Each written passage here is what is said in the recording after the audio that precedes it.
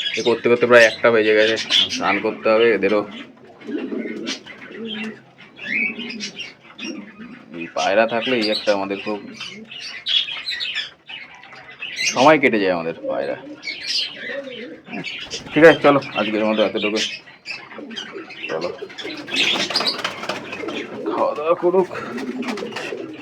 এবার এসেছে দোকানে।